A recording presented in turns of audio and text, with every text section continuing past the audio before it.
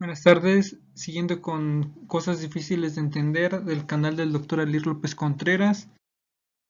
El tema de hoy es técnicas de toma de cultivo. Mi nombre es Miguel Elio Martín Romero, soy médico interno de pregrado del Hospital Regional Este de Puebla. Vamos a empezar. Algo muy importante antes de tomar una muestra de cultivo hay, son las actividades previas, el qué hacer antes de tomar esa muestra. Y bueno, lo primero que tenemos que hacer es lavarnos las manos con antiséptico o un jabón y secarlas con una toalla. Ya después de esto, rotulamos el frasco con los datos del paciente, nos colocamos unos guantes estériles y pues de manera general, o esto va a variar dependiendo del sitio de la toma del cultivo, pero de manera general pues, es importante desinfectar la piel con yodopovidona con movimientos circulares del centro hacia afuera. Y posteriormente dejamos secar unos cuantos segundos. Vamos a empezar con la toma del urocultivo. Para ello vamos a tener si esta toma va a ser de una orina de una micción espontánea, es decir, un paciente que pues, puede orinar o que no tiene una sonda o que es un paciente ambulatorio. Es importante realizar la higiene de genitales. Después, posterior a esta higiene de genitales, se le va a decir al paciente que va a orinar, pero el primer chorro de la orina se va a desechar y posterior a este desecho de la primera orina, de la primera parte de la orina, la parte de en medio es la que se va a utilizar. Nos tiene que dar aproximadamente de 5 a 10 mililitros y el resto de la orina pues ya lo puede eliminar ya sea en el excusado o en el pato. Posteriormente hay que tapar el frasco sin contaminar la muestra y transportarlo. Se recomienda transportarlo dentro de los primeros 15 minutos de la recolección y no exceder a mayor de 2 horas. No es necesario que la muestra se refrigere siempre y cuando se lleve en esas condiciones. Y una nota importante es que en pacientes ambulatorios lo ideal es recoger la muestra de la primera orina, la muestra de la primera vección del día. Bueno, pero ¿qué pasa si esta muestra de cultivo se obtiene a través de una sonda vesical permanente? Bueno, en esta primero se va a pinzar la sonda durante 30 a 60 minutos antes de obtener la muestra. Después vamos a realizar una desinfección del puerto en Y de la sonda Foley con alcohol al 70%. Después vamos a puncionar la sonda con una aguja estéril de calibre pequeño y nosotros vamos a aspirar de 5 a 10 mililitros de orina. Igual envasar en un frasco estéril, rotular la muestra y ya que después de haber obtenido la muestra ya vamos a quitar la pinza de la sonda. Es muy importante no utilizar la orina que ha estado depositada por varias horas en bolsas o frascos y al igual que el anterior es importante el transporte dentro de los primeros 15 minutos de la recolección.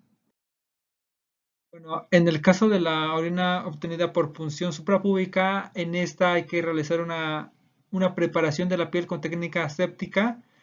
Vamos a puncionar con una aguja estéril, le vamos a aspirar de 5 a 10 milímetros de orina. Igualmente, algo muy importante de esa técnica de obtención de orina es que esta es ideal en pacientes pediátricos. Bueno, pasando ahora a una técnica de hemocultivo. Vamos a tener el primero, cómo se obtiene la sangre a través de una punción periférica. Para esto vamos a ocupar un campo estéril, vamos a realizar la antisepsia de la zona puncional. Es importante no palpar la vena sin unos guantes estériles. Eh, y después hay que utilizar en todo momento guantes estériles para la punción. Hay que limpiar el tapón del frasco con alcohol al 70% antes de puncionar. Y algo muy importante es mantener la dilución de las botellas de los hemocultivos, ya sea si son pacientes pediátricos con una relación de 1 a 5 o son adultos de 1 a 10. Eh, hay algunas consideraciones importantes a tomar en cuenta. Si estamos buscando micobacterias, es muy importante colocarle heparina a nuestro frasco o a nuestra jeringa. Y en pacientes pediátricos, el qué tanto de mililitros vamos a obtener se va a ajustar de acuerdo a la edad. En menores de 1 kilo se va a obtener una muestra de 0.5 mililitros, en neonatos de 1 mililitro, en lactantes y niños de 6 años de 2 a 3 mililitros y en mayores de 6 años de 5 a 10 mililitros. Bueno, pero ¿qué pasa si la muestra la vamos a obtener de un catéter venoso central? Para esto igual se le va a realizar la técnica séptica al principio, vamos a colocar también nuestro campo estéril y en pacientes que estén recibiendo tratamiento con antibiótico, las muestras de las botellas tienen que estar con resina. Realizamos la desinfección del trayecto, del trayecto del catéter, más bien del todo el catéter, y vamos a utilizar la vía proximal para la obtención de la muestra. Igual, hay que limpiar el tapón del frasco. Después vamos a extraer 10 mililitros de sangre del catéter, pero esta sangre no la vamos a utilizar. Ocurre algo similar con la muestra de orina obtenida a chorro. Lo primero que extraemos lo desechamos y vamos a obtener los segundos 10 mililitros de sangre. Después vamos a...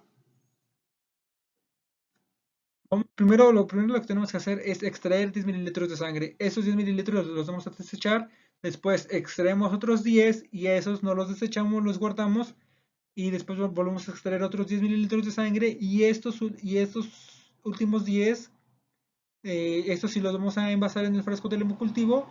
Pero los segundos 10 mililitros que ocupamos, estos los vamos a guardar para regresarlos, para verificar que no haya coágulos dentro del catéter. Es decir, estos 10 los vamos a utilizar para limpiar el catéter. O también se puede utilizar solución salina con heparina para evitar la formación de coágulos. Si se sospecha de que la infección esté relacionada con el catéter venoso central, para esto se va a utilizar se van a obtener dos muestras, una muestra de sangre periférica y otra muestra a través del catéter. Se va a utilizar la misma cantidad de sangre, 10 mililitros de sangre periférica y 10 mililitros de sangre del catéter. Pero si ahora vamos a buscar el cultivo, o si ahora lo que vamos a cultivar va a ser esta se va a recomendar cuando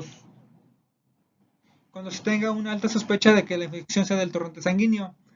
En esta igual se va a preparar la piel, se va a hacer una antisepsia de la piel circundante a la inserción del catéter.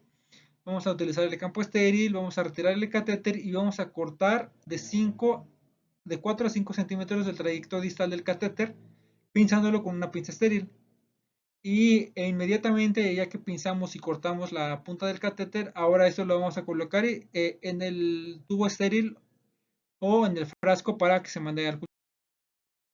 Ahora, si lo que vamos a obtener o lo que vamos a cultivar va a ser el líquido cefalorraquídeo, vamos a necesitar esas cosas: una bata, campo y guantes estériles, una aguja para punción, unos tubos estériles con tapa rosca, que son estos de acá, los de la imagen izquierda, alcohol al 70% y un antiséptico, al igual que gasas estériles.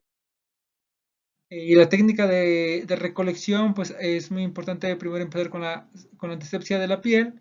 Después vamos a obtener de 1 a 2 mililitros de muestra como mínimo, pero eso va a ser para los 3 tubos. Es decir, 1 mililitro o 16 gotas para el tubo que se va a mandar para microbiología, para el análisis en busca de bacterias o virus, otro para el análisis citoquímico y otro tubo más para la tinción de Gram.